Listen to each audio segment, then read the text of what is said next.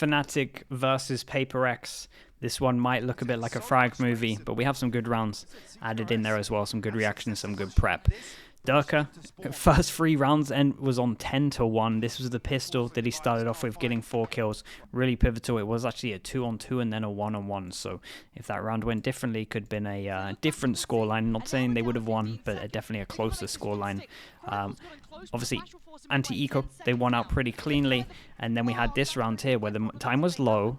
The observing's great on this. We get to see the satchel boots him up 4 seconds. Just gets the plant on here. But Durka, knowing where he is, nade to flush him out, hits this shot, and then brings this 2v3 back into a winnable round. So yeah, Durka was definitely the hero to make the snowball of this game just get bigger and bigger, and just start Fnatic off in the right style to make it a insanely dominant half, as you will see.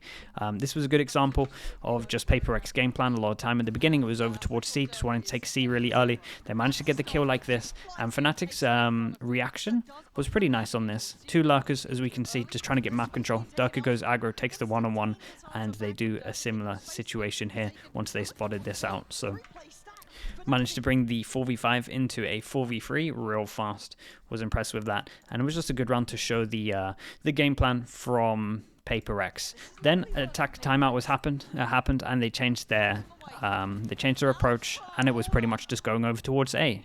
Alpha did great into this Chronicle. There was 1 HP, so the fact he managed to get 2 and trade the person on 1 HP was impressive. So it was a 3v4 again. Another time when they have a passing disadvantage, and they managed to win it out. And I'll play the Alpha kill here. Just he was very impressive with his shots, just his positioning, just his confidence the whole game, even over towards Bind. Yeah, it was a great display from him, and just a dominant performance from Fnatic in general. This is another round which I thought was really pivotal. PRX have a lot of ults. You see the Fish ult go in. You see Boombot over towards Stairs. Fish ult and Dog over towards Site to clear it. On top of this, they're going to raise ult. And you'll see just Fnatic talk about the raise ult, know that they're going to go aggressive, and just want to give them up the site. They look at the ult. They're like, damn, we're going to get overwhelmed if we play the site. They decide to just play really far back, and we just do a normal retake, especially as they have the Astra ult. This retake is really good. It's really methodical. You're going to see a Boombot over towards where Raze is at the moment. Back calls, Fade ult goes in to see if it hits anyone. Then they can follow it up with the Prowler. Nade as well that flushes them out. And I comes in just as they swing this angle. Thought that was really nice. Astra ult comes in as well, creates the pressure as soon as they can get over towards the spike. And yeah, just very impressive. This it was one of the big rounds from PRX in terms of the amount of util that they put into it. And just Alpha and Leo were just a little bit too dominant. Love the Astra ult, and just love the whole plan of them playing retake, and just how good and together they were. Then we have another round, a similar round where it's a 5v4. The spike is down. It's looking pretty good, and just the individuals really step up. Chronicle here, insta getting those 2 kills, insta sticking the spike, knowing what the time is like. Cigarettes doing his best, but yeah, just everything was working out for Fnatic. Looking at the time, 0019 on this one, and yeah, just walking on water. Nothing could go wrong for them. Perfect retakes. We're going to skip ahead, 9-0. PRX have had another timeout, and they started off going over towards C, timeout going over towards A, now they then timeout going over towards B. So they get over towards it, they get the first kill. I want everyone to look at Durka. He has an op at the moment. Chronicle somehow manages to get that kill. It's wild. It really is wild when he's just shooting the Seeker. Durka picks up a judge. He has the op, and he has a backup judge for the retake. Like, they have so much money, they just have so many set plans. They're just using the judge in the close locations that he can double satchel out and just make sure that he can get traded and potentially get a kill. The Boombot's great. There's the judge coming in as well, making their aim go away so Chronicle can get it. And yeah, like the first kill that Chronicle got here was just outrageous. And like I said, just everything going right for Fnatic. Their retakes are very impressive on a map that feels like it's one of the hardest ones to have retakes on. 12-0. I had to include this in here because PRX managed to get their first round, so I just had to include it. Jing actually had a very good confidence half, shall we say.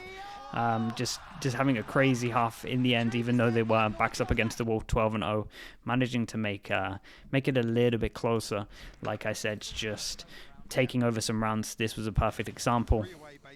Just getting some multi kills and just keeping them in it for longer. But obviously, when when you win it, when you go 12-0 in a half, it's only going to end one way, really. But yeah, nice recovery to kind of delay things, we'll say. But Mindfreak almost did his best in this one. Well, he did do his best, but almost made it happen. Could have gone for a plant, a defuse on top of the box there, but obviously I think he would have got spammed. Yeah, time was low on this one, and just Fnatic played it pretty well. Gave it a good attempt, but yeah, with the time so low, it was always going to go down. Leo, insurance policy, as he pretty much always is for Fnatic.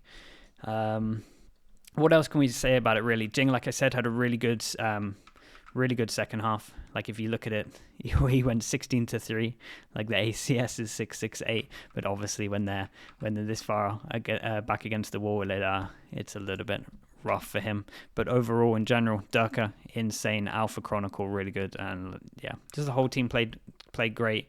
And I think PaperX's coach summed it up well. He just said, "I wish we had started on defense." And yeah, I can't agree anymore with him. It was a really rough half. Okay, so then we go over towards Bind. Little bit less convincing. We go over towards the pistol round. Almost making it happen. Mindfreak does great. Alpha 33 HP. Spike is down. Of course he hits the shot. The guy was just like a human aimbot. I'm telling you, it was outrageous. Every time this guy plays Bind at the moment, he just looks like he has just instant headshot aim. Another round, which is very impressive, right? I'm going to pause this quickly. And Boast is dead, so they have no smokes. They're in a weird situation. They can't plant here and showers control. They don't have it. They don't have backside control. It should be impossible to plant. I love this smoke the Chronicle does. It blocks off the vision. It connects this box to showers. And they have a whole line here. And then they overwhelm the back of sight to try and plant. Fake flash comes in as well. And they're just together with it. Loved how they handled this with 20 seconds left. They actually get the plant. And this, for me, is just like a round that they shouldn't be winning. But their mid-round plan is just incredible. With such low time in such a weird situation, the fact that they can actually win this round, it speaks volumes for me. Obviously, they got the good aim on top of it as well. You're going to see Durka win an outrageous 1v2 as well. But it's it's a very, very good sign. Forsaken doing as much as he can. 8 HP, Durka saving them again. Another good start into this half. And yeah, the plan. I just thought the plan was great in the 4v5. Those kind of rounds shouldn't be winnable. But yeah, they made it happen. So it was a nice round from PaperX in the 4v5. I kind of just liked how they approached a lot of this, just getting the kill with the bait in. They ult, and then this ult as well. And it was just one of those rounds where they just all had a good understanding of the ults. You're going to see Fish ult coming as well onto this round if you wanted to watch it back. Them knowing, man, we have to get around. We have all of these ults, we got to use it. Then we also saw this stuff coming from Fnatic, which is I like to see.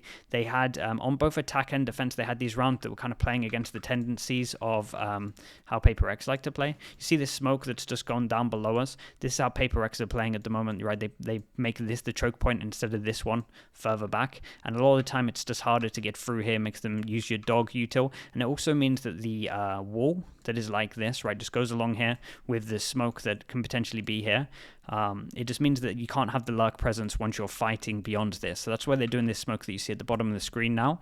But I like that Fnatic had an anti against this. Instant camera, they want to tag someone. Durka has his ult. As soon as they see someone, get the tag in, just straight on focus. Nice kill to get over towards the site.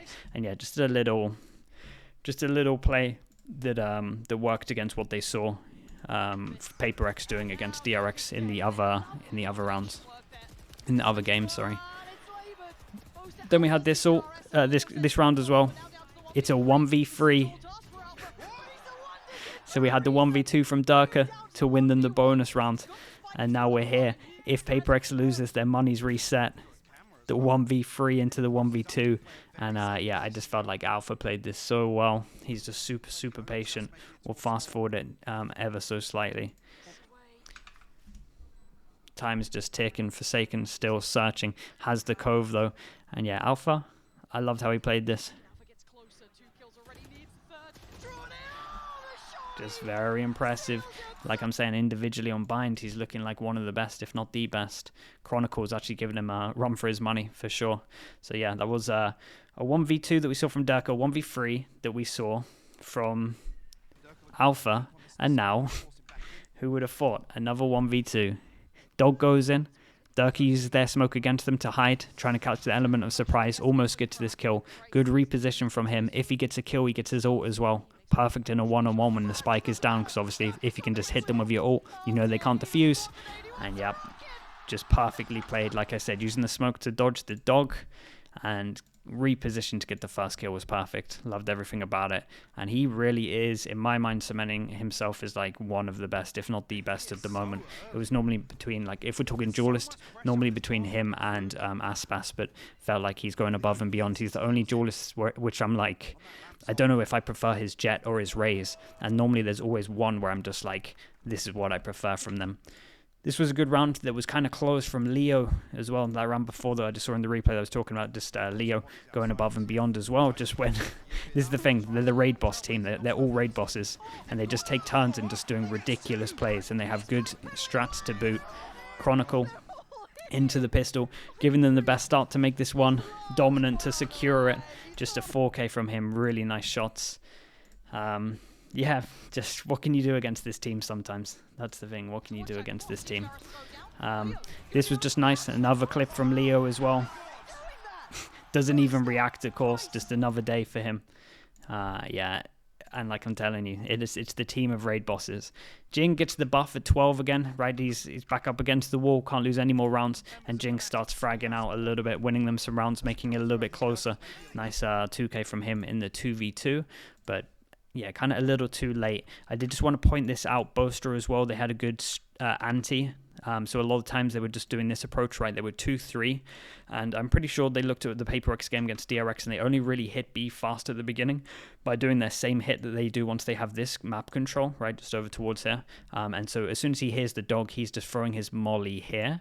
And it just prevents them from running into sight, or at least in theory prevents them running into sight. As you're going to see, I think it's Forsaken who just absolutely sends it out.